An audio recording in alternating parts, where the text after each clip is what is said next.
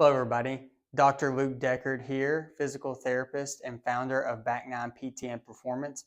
What we're going to talk about today are the 4 rotary centers that are involved in the golf swing.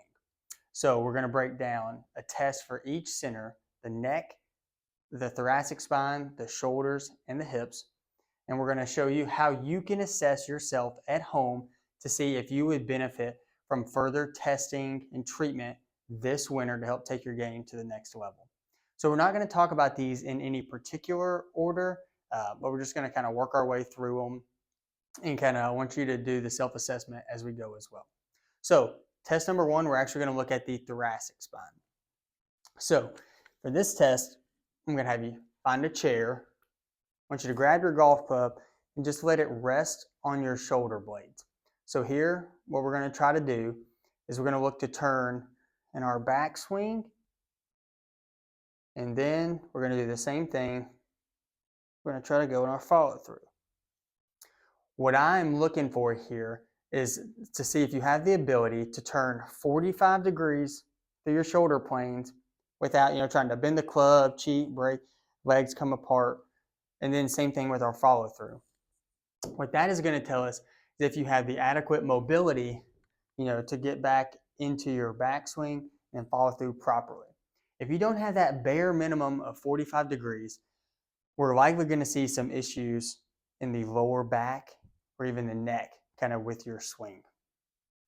So, test number 2, we're going to look at your hips. This test is one of the ones that's a little bit more challenging and I see failed commonly. So I may show you another variation as well. So what we're going to do here, initially we're going to stand planted. For me, it's my lee leg. So when I reference this, I'm a right-handed golfer. So left leg down, right foot is just kind of, it's there to balance. It's not really to help assist with anything, but you're definitely not on one leg. And I'm going to put my hands on my hips.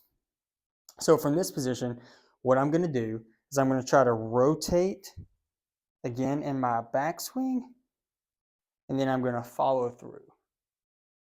Good. So with this test, we'll also do that on both sides. So what I'm looking for here is when I rotate is, can I get 60 degrees across my hips? Right. So what I'll commonly see is kind of hip stop here. People keep turning. So I'm not as worried about up here. I want you to focus on your hip. That should be 60 degrees.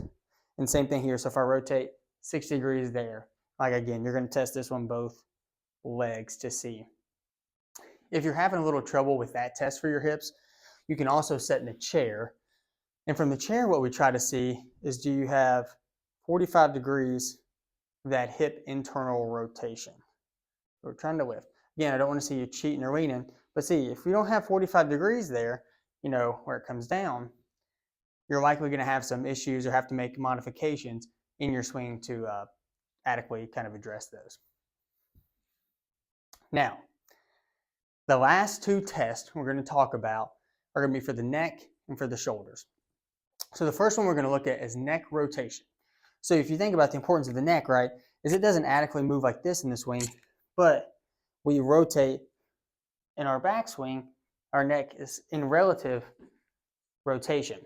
So that test I'm going to show you from the side. What we're going to do is turn your head as far as you can to the left, and then I want you to try to touch your chin down to your collarbone. Not your double chin, your actual chin bone into your collar. What I don't want to see is coming here, trying to go down, or coming over here and going, look, I made it. I lifted up.